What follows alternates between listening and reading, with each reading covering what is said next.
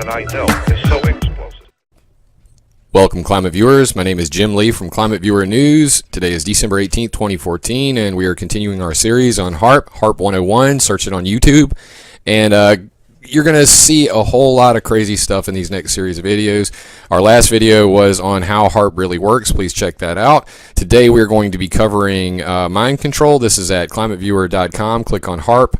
Table of contents on the sidebar or at the bottom of the page, depending on your mobile, and click on this. So what's the deal with HAARP and controlling people's brains? It doesn't control people's brains, but it definitely affects it in a negative way, and we're going to break that down in graphic detail.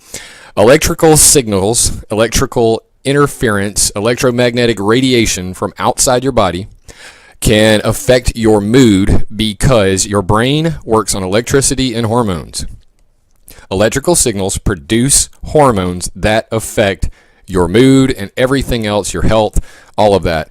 So external electrical signals, which are covered in detail on our EMF page. I suggest everybody go over there and look at how cell phones, Wi-Fi, and even EMF can affect your brain and otherwise. But let's save that for another video. Today we're talking about HAARP. HAARP produces extremely low frequency waves.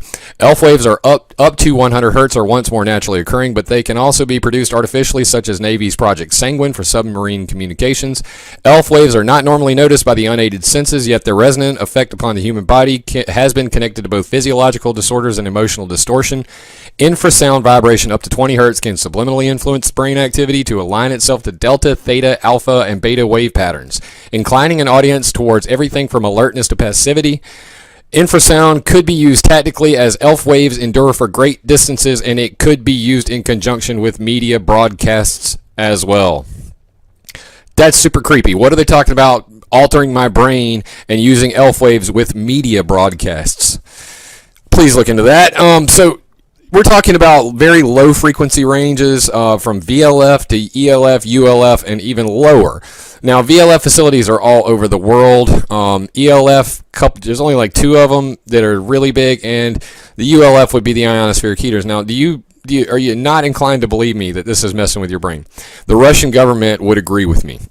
And here's what they say. Under the High Frequency Active Auroral Research Program, the U.S. is creating a new integral geophysical weapon that may influence the near-Earth medium with high-frequency radio waves, State Duma said. The significance is a qualitative leap. This qualitative leap could be compared to the transition from cold steel to firearms or for conventional weapons to nuclear weapons. We are now passing the nuclear age to the electromagnetic age. Directed energy weapons are all the rave. Space-based lasers, space-based microwave, anti-satellite demolition systems, rockets, lasers, you name it. This is Star Wars, people. Star Wars. These conclusions were made by the Commission of the States Duma International Affairs and Defense Committee. The committee reports that the U.S. is planning to test 3 facilities of this kind. One of them is located on a military testing ground in Alaska, and its full-scale tests are to begin in early 2003. That would be HAARP. The second one is in Greenland, and the third is in Norway. Greenland has a IceCat at Sundstrom, and it has a AMISR up there, so I don't know which one they're referring to. And then Norway has Tromsø's ionospheric heater. So those are the 3 they're talking about there. When these facilities are launched into space from Norway, Alaska, and Greenland, a closed contour will be created and a truly fantastic integral potential for influencing the near-Earth medium. A integral potential for influencing the near-Earth medium. Near-Earth meaning the troposphere, where we live. So they're saying that what they're doing in the ionosphere is going to affect us down here on the ground. The U.S. plans to carry out large-scale scientific experiments under the HAARP program, and not controlled by the global community, will create weapons capable of breaking radio communication lines and equipment installed on spaceship and rockets, provoke serious accidents in electrical networks and in oil and gas pipelines, and have a negative impact on the mental health of people populating entire regions. They demanded that an international ban be put on such large-scale geophysical experiments. Geophysical, huh? Others are engaging even in an eco-type of terrorism, whereby they can alter the climate, set off earthquakes, volcanoes remotely through the use of electromagnetic waves. Secretary of Defense William Combs stated that at the Terrorism, Weapons of Mass Destruction, and U.S. Strategy Policy, strategy at the Sam Nunn Policy Forum, April 28, 1997, before this came out. So both of these guys are talking about using the Earth, electromagnetic waves, as a weapon. This is the new paradigm Forget about nuclear weapons, people. They're old. And like I said, we have all these mapped out over here. You can come see all of these facilities. These are VLF facilities, and I also have the HAARP facilities up, such as, HAARP, Tromso, High Pass, Sura. You can just double click the icons over here to see them. Arecibo, the new array is down in the dome. The NMRF, there's another HAARP. Super Darn at Jicamarca, Peru, and Shigaraki MU University. All these space-based weapons systems. Also scientific platforms, but we could argue about that all day long. I happen to know for a fact that they are involved in space-based weapons systems. So what's going on here? VLF facilities have been used for a very long time all around the world. You can see them here. I gave you a couple examples, and these are to communicate with submarines mostly. And before that, they had this thing called Project ELF. It was mentioned at the top of the article here. Project Sanguine, Project Seafarer. There's these two facilities. One is in Clam Lake, Wisconsin. The other is in Republic, Michigan. Together, the two of them, as you can see in this chart right here, they together produce an ELF wave that is a 1-watt signal that can be heard worldwide. They put a couple, I think 1 million watts in and 1 watt out. And these cables are strewn all the way through the woods, across county lines and all that in America, and you can see them here. See the X right here is one, and the F is the other. And if you come over to Climate Viewer 3D, those are also right here. So there's one, there's the other. You scroll in, you can see that here's the transmission building, and the cables run along these long paths. I'm a real dork for going and mapping this out in Google Earth, but I wanted to know. I wanted to see it for myself. I saw the PDF. I said, let me go find the wires myself. But yeah, very big facility. Lots of protesting going along with that. People were cutting down the wires. There's something called the Taos hum associated with that, and it gets even weirder. A 1971 Navy study determined that electromagnetic fields associated with ELF caused stunted growth in rats. The military sat on the details of these findings until 1976, even as concerned citizens worked to unearth information on potential health impacts of ELF waves. The Navy convened an ad hoc committee for the review of biomedical and ecological effects of ELF radiation to analyze their research in 1973. The committee's members raised concerns over potentially serious health problems related to the technology, though their worries carried little weight, with militarists desiring a different message. Sound familiar? The ad hoc committee's findings only reached the public once Senator Gaylord Nelson, an environmentalist and progressive Democrat, raised a stink and released the report himself. God bless him. So this facility allegedly was closed, and they said the reason that they closed it was improvements in communications technology or changing requirements of today's Navy made ELF communication system no longer necessary. Davis said all communications with submarines will now be done by 12 very low-frequency transmitters located worldwide. These VLF facilities worldwide, as you can see here, you come up here to Awesome, click on this, and then you go here, and you can go see them. There's two antennas there. You can scroll down, come here, VTX, shaped like a diamond, a couple of these, kind of shaped like the Star of David, oddly enough. This one's not on cam. Let's go over here to Harold Holt at this one. And Harold Holt's a real well-known one, as you can see here. Here I put these directly on top of each antenna pole. You can see the shadow coming from it there, so you know that I'm being accurate with this. And there's a picture associated with that you can see. Here's the transmitter's front. It's shaped like a diamond or a star. So these facilities are what they're using now to speak with submarines. And what do we need the HAARP to create ELF for if you've already got it covered? Well, anyway, there's another ELF facility. It's over in Russia, and it's actually just on this tower right here. And it says that it's actually 10 decibels more powerful than the U.S. Navy 76 hertz ELF transmission system. So they got this one tower. It's 10 decibels louder. That's 3 times. I think 3 decibels is double the volume. So anyway, that's much louder and doesn't cover 2 states and several miles of cable. But regardless, the Russians have one as well. It's called ZEVs, and it's at too low a blast. Well, those are old school. This is all old school. Everything I showed you before, very old school. The new school is HAARP. and these ionospheric heaters. And what they do is HAARP produced 3.6 million watts with these diesel engines and some natural gas, and they turn it into electricity. They pump it into the sky. It becomes 5 billion watts, 5 gigawatts, or as Doc Brown in Back to the Future said, 1.21 gigawatts, which was a lightning bolt. So 1.21 gigawatts is a lightning bolt, and that's what they needed to travel through time and space, and HAARP produces 5 of those, 5 gigawatts. Well, they're building an even bigger one over in Norway called IceCat 3D, and it's going to be 100 billion watts, 100 gigawatts. According to Bernard Eastland, John Herscher, and a whole bunch of other people, 100 gigawatts is what you need to modify the jet stream. So stay tuned for that.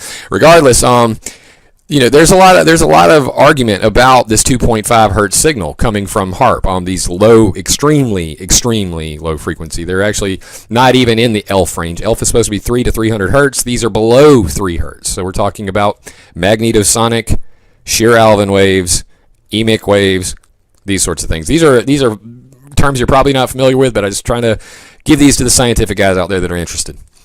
2.5 hertz signal active. This is from Trond. It's a VLF website for radio guys, and this is what they say about it. Presumed but not verified as man-made signal. Detected at various locations worldwide. With amateur equipment, it is not easy to determine eventual frequency shifts, so signal is listed as a 2.5 hertz carrier. So far, the signal is not connected with any known geophysical events, most likely not originating from HAARP. Kokona, Alaska, and the U.S., they have little success with generation of ELF signals of reasonable strength or anything than relative short distances. But, what is this? What is this? This says right here, HAARP, ULF, amplitude, and this is the Demeter satellite collecting it. HAARP and University of Maryland experiment, 2.5 hertz, off the chart. These are called shear Alvin waves. They spin and spiral out into space. Here's another one. Kokona Field, HAARP, 2.5 hertz, bing, and they got a little red circle on it. How about this? We've all seen these, 2.5 hertz, big red stripe. Everybody says that's not HAARP. It is HAARP. We can prove that beyond a shadow of a doubt. They use a thing called ionospheric current drive to produce ULF from 0 to 70 hertz, and polar electrojet modulation to produce ELF waves from 0.001 hertz to 20,000 hertz. Okay, and as you can see right here, X and O mode, 11 hertz, 29 hertz, 47 hertz, 73 hertz, full and half power, 0.2 hertz, 0.8 hertz, 1.4 hertz, 2.8 hertz. Sorry, I clicked that by accident. 3.8 hertz and 6.4 hertz. That's HAARP, making them that low. That's right.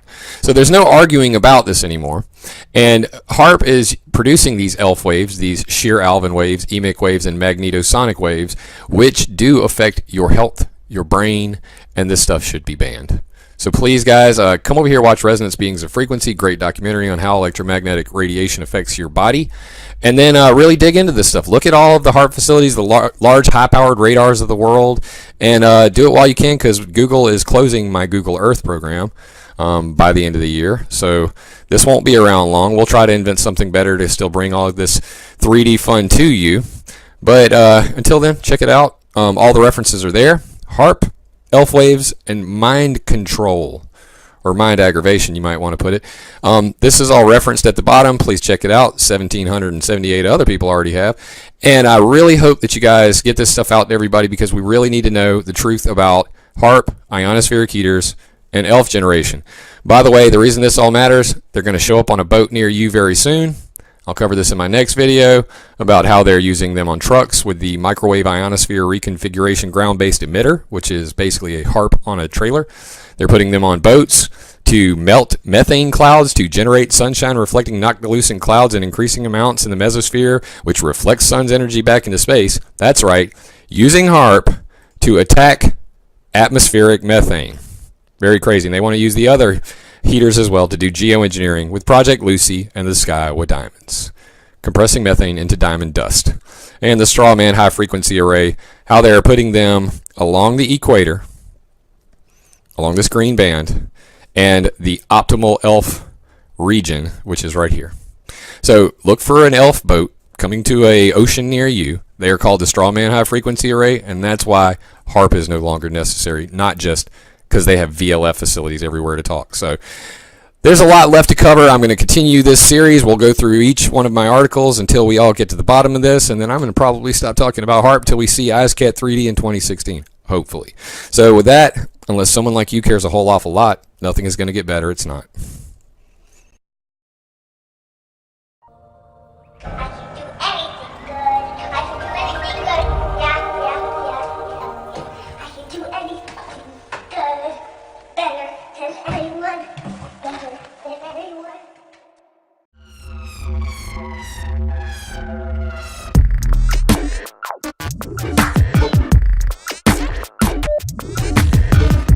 I have something here that I know is so explosive.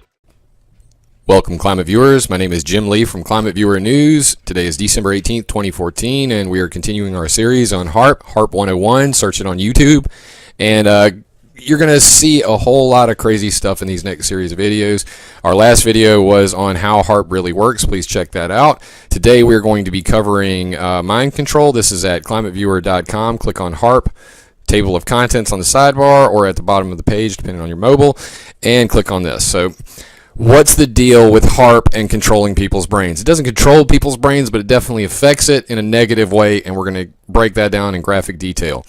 Electrical signals, electrical interference, electromagnetic radiation from outside your body can affect your mood because your brain works on electricity and hormones. Electrical signals produce hormones that affect your mood and everything else, your health, all of that.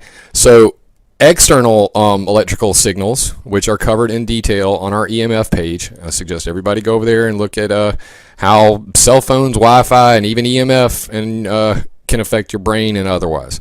But let's save that for another video. Today we're talking about HAARP. HAARP produces extremely low frequency waves. ELF waves are up to 100 Hertz or once more naturally occurring, but they can also be produced artificially, such as Navy's Project Sanguine for submarine communications.